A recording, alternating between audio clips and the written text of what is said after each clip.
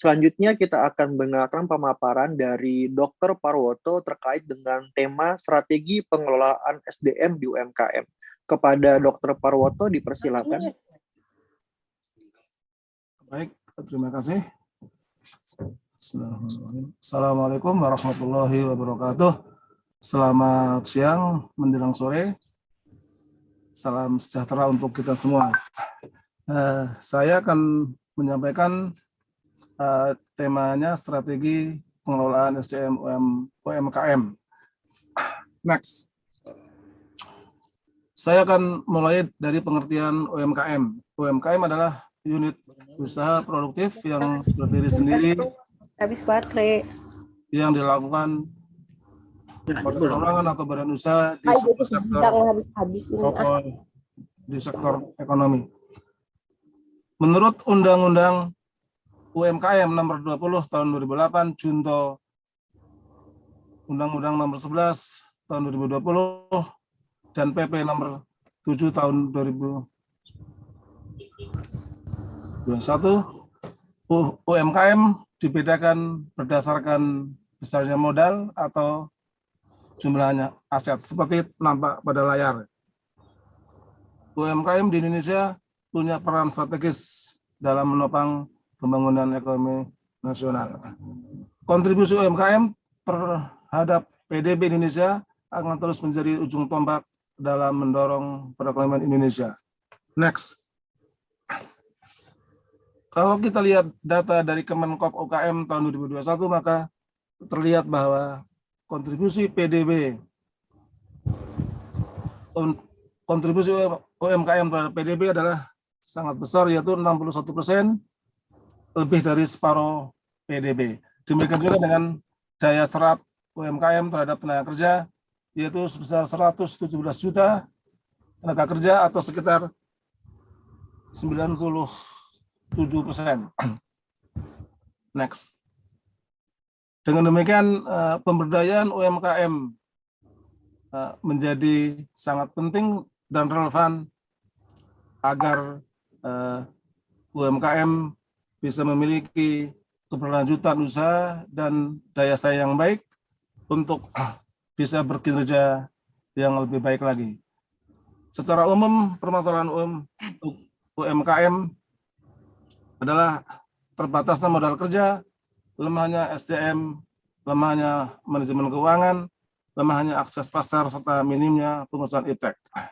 Nah, dari kelemahan-kelemahan UMKM itu, kelemahan di bidang SDM menjadi salah satu masalah yang penting yang harus segera diatasi, karena SDM sebagai sumber daya utama dari UMKM yang sangat mempengaruhi tinggi rendahnya kinerja UMKM.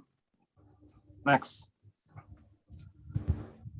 Kalau kita lihat di Jakarta, permasalahan yang dihadapi oleh UMKM adalah yang pertama, masih bersifat income gathering. Jadi kegiatan usahanya hanya bertujuan untuk menaikkan pendapatan, namun pengelolaannya masih bersifat konvensional, masih sederhana, dan manajemennya masih berbasis keluarga.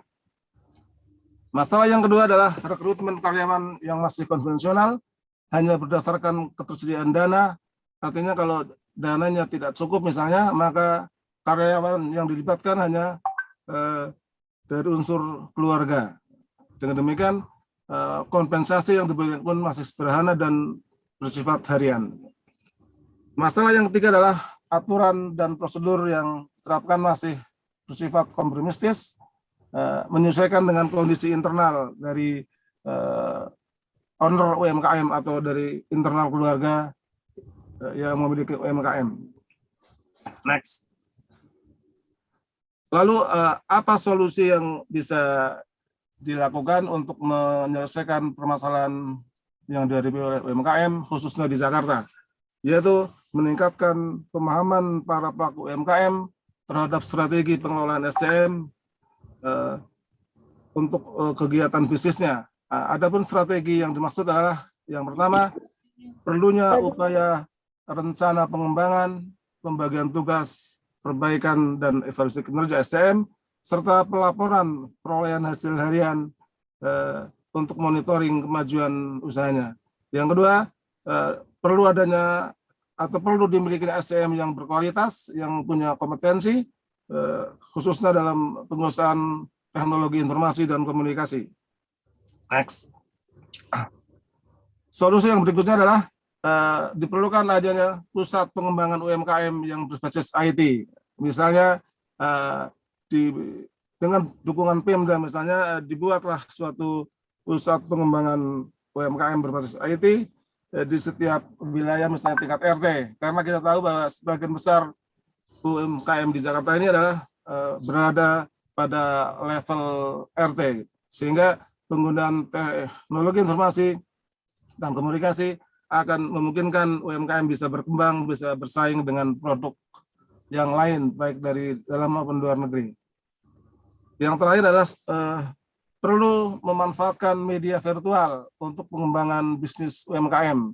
Bisa memanfaatkan media-media komunikasi yang berbasis internet, seperti misalnya Facebook, Twitter, dan lain-lain, di dalam membantu dalam hal marketingnya, sehingga bisa memiliki jangkauan yang lebih luas. Oke, demikian yang dapat saya sampaikan. Kurang lebihnya mohon maaf. Akhirul kalam. Wassalamualaikum warahmatullahi wabarakatuh. Waalaikumsalam warahmatullahi wabarakatuh. Terima kasih kepada Bapak Dr. Parwoto atas pemaparannya.